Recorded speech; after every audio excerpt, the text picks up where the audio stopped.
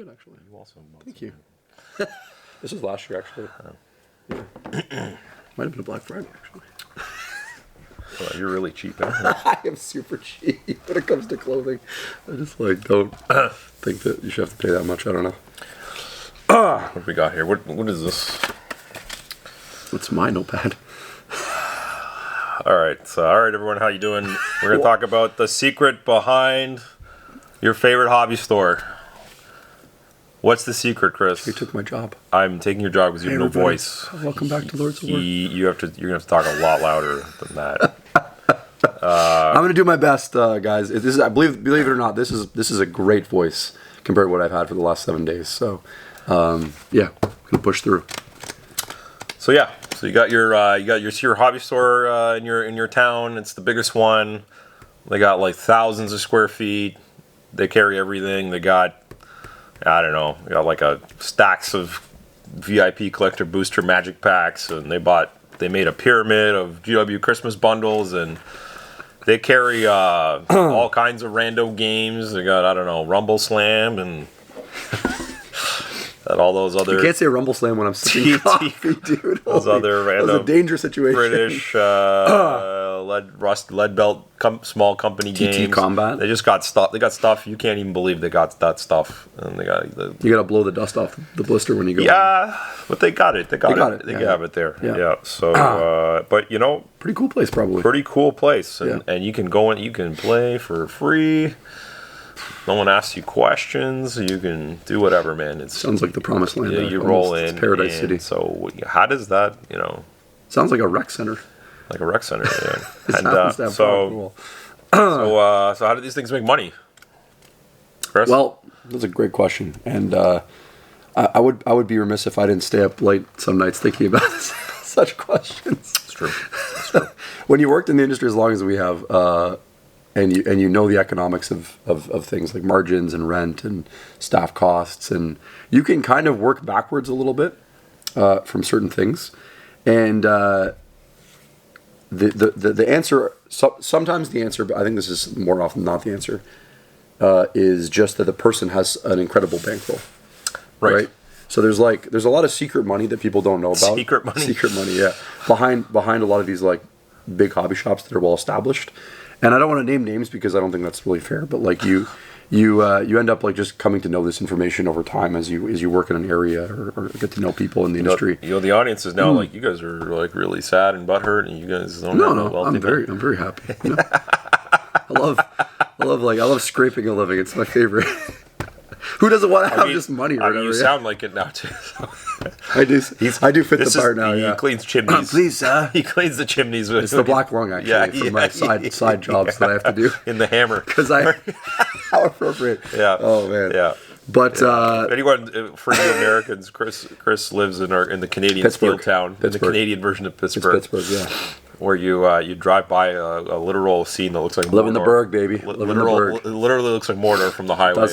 Part of it looks like Mordor. I think not where a good part of it, but Jay's like, just see like Ford my just house going is just to the left of the stack of the stacks, yeah, covered in soot. No, actually, he lives on a mountain. He looks down at those people, but that's true. I look down at the stacks. So a lot of these it's kind of interesting, like the genesis of a lot of these like shops. Like there's one in particular, like which is a pretty big shop in the biggest city near us, which you could probably figure this out. But which I know kind of started because a guy inherited a property, and there's an incredibly good head start, right? There's another gentleman who opened a hobby store because he just came into a bunch of money, in that area, and they have big shops now, and it's not to say that like that's the only reason they're successful. It's just like. It's like the Jeff Bezos kind of story of like all it took was an idea and $350,000 of free money or whatever to get started. I think even that example. I think probably a lot of businesses only make it because of that, probably. But I think in the case of some of these examples you're alluding to, especially there's one that we know we're really good friends with the general manager of it. His benefactor or whatever. Is like this guy's. Yeah, he's got some 7-figure portfolios, and the hobby store is like the guy owns this whole building, like large building in a downtown area, and he's just like yeah, I want to have this hobby store, and I want you to run this other thing, other kooky schemes I have, and it's just something to do. Yeah. It's just a place to park his extra money, which is like the. It's like owning a sports team. Yeah. I think, like, honestly, Yes. it is analogous to that. It Like, is, it's a much lower tier of wealth. Yeah, right? yeah, sure. In the grand scheme of things, Yeah. these are not billionaires; they're millionaires, right? Yes. But like, Yes. it's the point is, like, I guess the thing that's unique about a hobby store that you don't get necessarily with like a clothing store or like sometimes with a restaurant, but other types of retail, it's a bit more unique to like hobby things. I think, especially hobby stores, is you get the hobby business people, the hobby business people. So the hobby store is a hobby. Yeah. Oh, yeah. Right? It is their hobby. Sure. Like, owning the store is their Yeah. hobby. And it's because, and we get approached by these people all the time, like through Patreon and just people sending us emails, people looking to buy a business. And this is not a video condemning you or in any way or whatever. This is just explaining a reality of a lot of these hobby shops where it's a situation where someone basically has a really good job or is like really, really well situated. And I guess they're not getting the, pyramid of hierarchy of needs actualization out of their job, right? Like tier 5. They're not getting tier 5, actualization. They're not actualizing. You keep using that word, yeah. Excuse me, yeah. No, sure. And I think it's like kind of like well, can I actualize if I if I do this, right? Again, you're trying to give Renee another countering ding ding ding ding. Actualization, No. actualize if so I think it's just it's that search for, like, I think a little bit of extra meaning, because like a lot of jobs can be a little bit boring. We get that like I get this personally all the time, and I don't know about you, but people like hear what I do for a living and they're like, oh my gosh, that sounds really interesting. Oh, yeah. And like I wish I could do something like that. Yeah. And a lot of people are envious without having worked in a hobby store and run the business and realize like how much it is. Oh, I actually my this happened this recently. I was at my wife's work Christmas party, and the same thing. There's always someone. Oh, yeah. Oh, what do you do? Or someone, a member of my soccer team that didn't know what I did yet or something. And I was like, I always started with like, I pack and unpack boxes. Yeah, that's right. They're like, what? I'm a dropship now. Yeah, yeah, basically, yeah. And then I'm like, no, I've got a hobby store. Right? And they're like, oh, cool. Oh, first they're like, oh, that's really cool. And then they're like, what does that mean? Yeah, well, yeah, maybe elaborate on that. At least you didn't get sit beside the guy who's like, I mean, you had the best brick word and ever. mortar retail's dead. Did Yeah, you? that was great. Before he knew what That I was did, or amazing. he's like, Yeah. he's like, I gotta tell you something. I was Yeah, like, okay. yeah. I'm like, I always get these kooks or whatever. Yeah. Brick and mortar's absolutely dead. Yeah. But yeah, no, there is an element of Sorry, now I make these silly hobby videos. you have to add that too. I don't even talk about that because I think it's just like I don't even want to go there. Yeah. Yeah. You don't want to tell people that you put your face out there and talk about little miniatures and something that I'm still stunned anybody watches this. I know. So, Yeah. Like, why are you here? Why am I here? Nobody why is knows. anybody here? This is a very interesting situation we got ourselves into, everybody. It's interesting that you got us into this. You got us into this, and this is one way to actualize it. Chris, speaking of actualizing. God. Whoa. I got to start moving down the hierarchy a little bit, back to food and shelter, I think. I've been a little too up in the clouds here. Yeah, I know. YouTube channels and things. Up on your mountain home or whatever. Yeah. Get on back on the rails here. Yeah. So it is like an interesting phenomenon that I don't think is talked about much, where it's one of those businesses, like very rare businesses, where it is a bit like a sports club, like a sports team, where like people want to own them. Yeah. And like it's like a cool thing, because like people look at these third places where people are really have a lot of passion and interest, and they just want to be a part of it, right? So, when you have extra money, what do you do with it, right? You spend it on things you're passionate about. So when you have a lot of extra money, that can manifest in ways like, oh, I want to invest in a store. I want to be part of it, right? I like that. And and so like I think the thing, like, what's the point of this video? I think the thing that's, as two gentlemen, if I can call us that, maybe it's a bit of a stretch in my case, that are not in that category, right? Like, so it's interesting being in that environment where like we are operating a business and we treat it like a business because Jay and I both need to make a paycheck out of it. Like we've always needed to earn money. It was never a hobby for us. Like No. it was a business for us. Like I used to run Games Workshop. She used to work in tech. He used to work at Games Workshop. We got together. We did this. We're like, okay, we're gonna open a hobby store because we need to earn a living, right? And so it's interesting to operate a business in that environment where that's our need. But there's a lot of other businesses operating with different intentions, right? Yeah. And I think it's not like what's right, what's wrong. It's just interesting because you don't get that in a lot of other industries. No. Like there's a lot of restaurants on the strip, and all of them are like, yeah, of course we need to make money, right? Yeah. Whereas that's not always the case in these kind of businesses, right? Yeah. Yeah, no, this does come up a lot. Yeah, where it's these small things, and we kind of get we get little tastes of this when we go to these retailer summits or whatever. These, just like how there's game cons, there's cons for retailers to go meet the vendors and talk to their distributors and whatever. And you can kind of tell. We'll sit at they'll be both like in the. They'll cater all the food, and you go to the dining hall, and you just kind of grab a seat next to somebody because there's a free chair, and you just want to sit and eat. And then you Those are my favorite moments. Yeah, I know. You start I love the conversations, and the thing is, like, the icebreaker's there, right? We all have some kind of game store, right? Some guys board game cafe, and other guys doing what we do. Maybe they're a magic store or whatever. And you can tell there's like certain people that the conversations are very like business-like. They're like, yeah, I brought this item in, it did really well, and you just have to make sure this and that. And then you have other people that are just like, this is so cool, and you're like, my favorite thing is when Chris looks at them and goes, "How do you make money?" And he just bluntly asks them, and sometimes they go, I don't know, or whatever. And then we're like, okay, that's a great question. And then immediately I'm like, okay, maybe I won't see you next year, but it's the truth. Shout out to the guy in BC who said I make shakes. Shakes got in the eye. Yeah, he said immediately milkshakes. I was like, tell me more. Tell me more. I want to know everything. Yeah. I was like. No, but seriously, I think even within the the local within the other our how do you describe it, sorority or brotherhood of stores, I guess, that because we all know each other, whatever you want to call it, where they we kind of know all the owners a little bit and what they're what's going on, and you can very tell there's some that are like, I think we probably have a rep of being like, I don't know, a little serious maybe, or maybe a little too serious, a little like, you don't walk in here and neither of us are like, whoa, like, this is amazing and this is on sale. Not to say we're not positive, but there's definitely everything.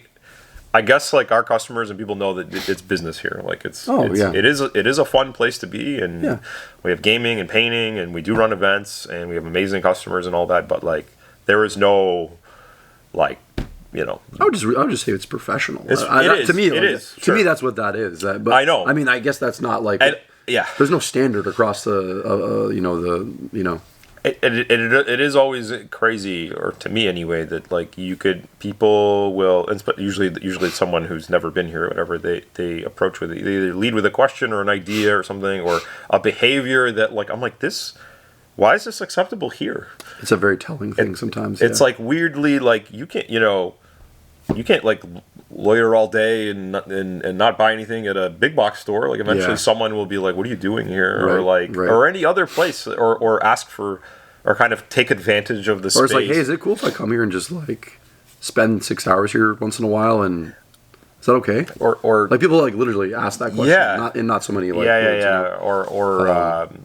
or the way they, I don't know, something about the way they kind of ask for certain things or free perks or things, and I'm like, how come what or just the like I don't want to call it, it's not abuse, but it's the maybe borderline or whatever. It's the kind of the I love talking to people, but like you don't get this in any other retail environment where someone is just like, I'm gonna just use up all your time and just ask you a million questions and tell you about all these things and just basically like interrupt you and you're like, oh my god, like again, I love the hobby and stuff, but there has to be some like decorum or whatever. or whatever. But like, you know, so yeah, it is.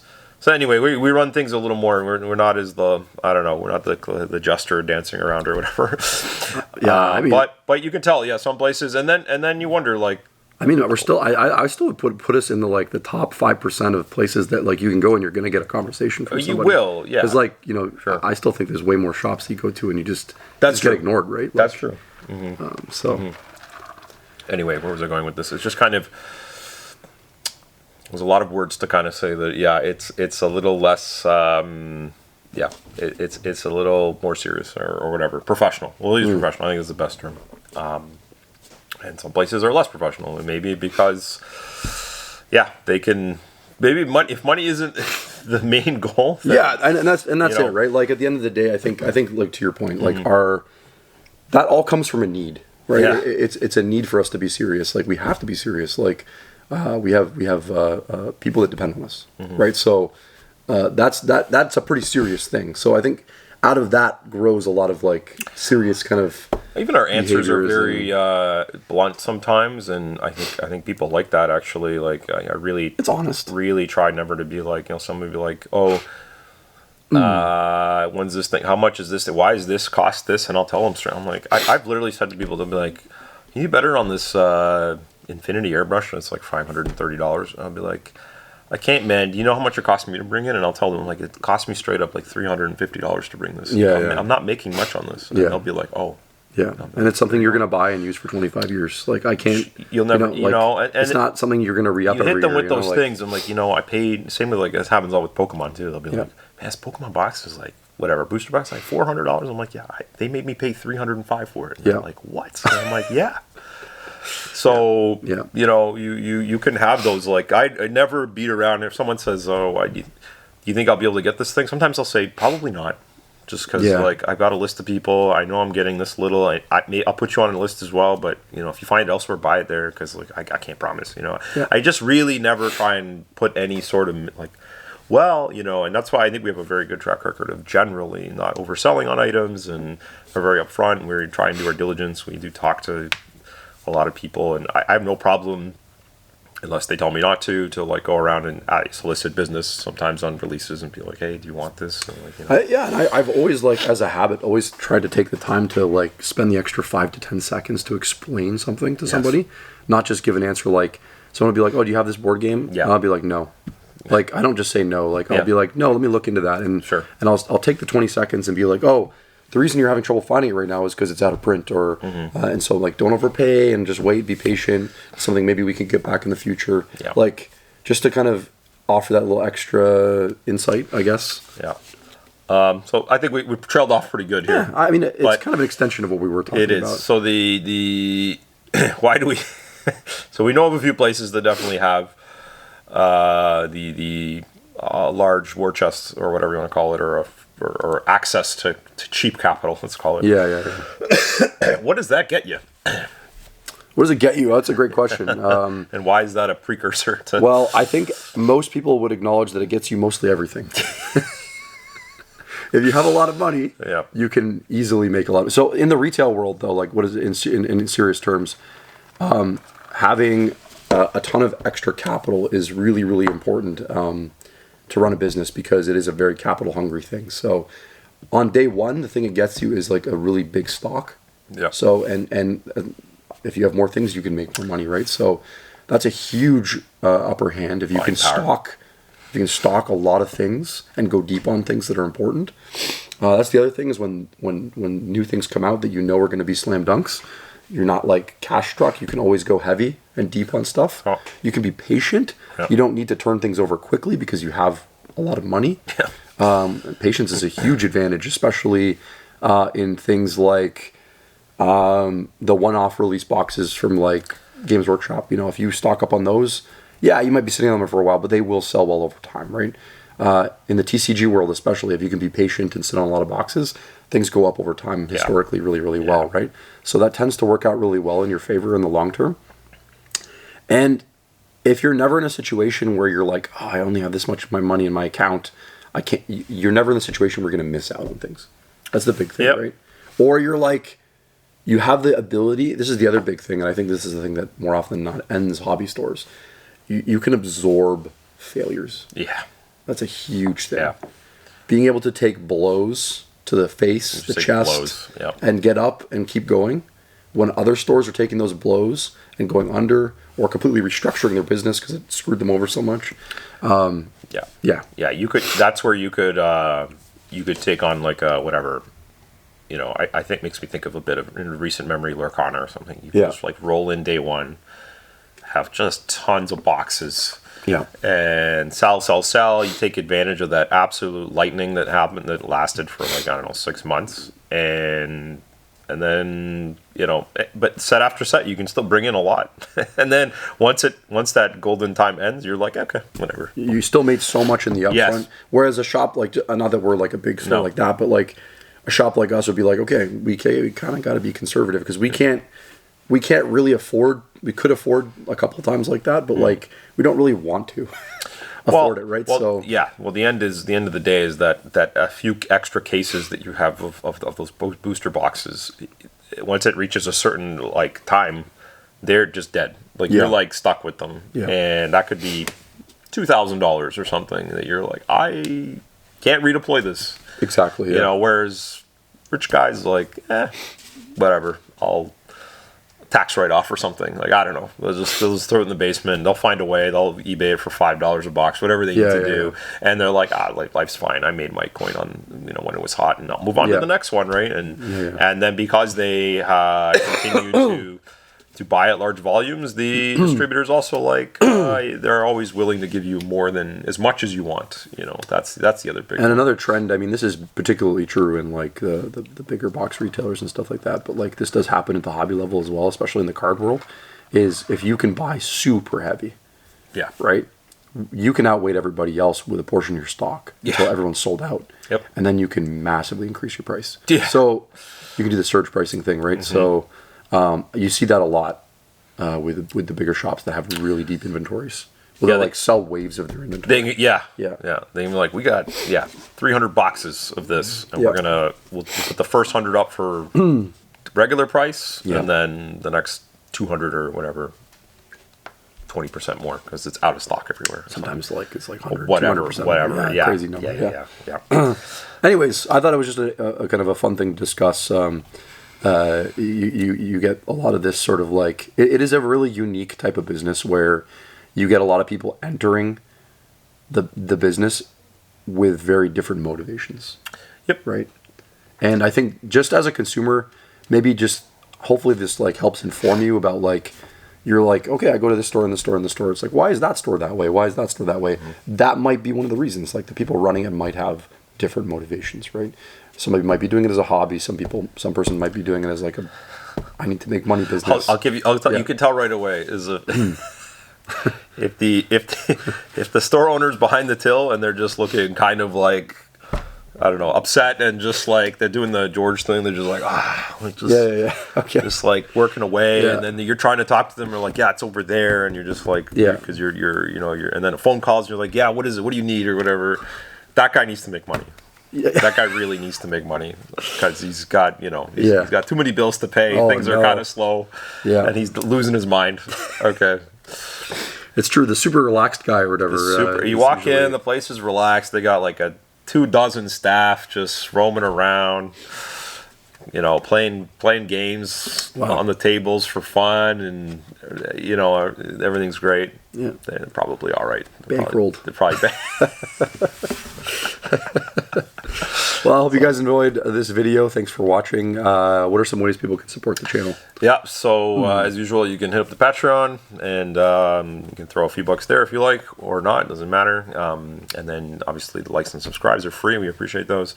And of course, if you're in Canada, very easily you can go to our web store, lordsofwarstore.com, and just buy something there. That's always great. And lastly, if you're not Canadian, you can always email us, lordsofwarstore@gmail.com, and maybe we can figure something out there for you. Usually, yeah. Yeah. So awesome. Thanks, guys. We'll see you next time. Bye. Bye.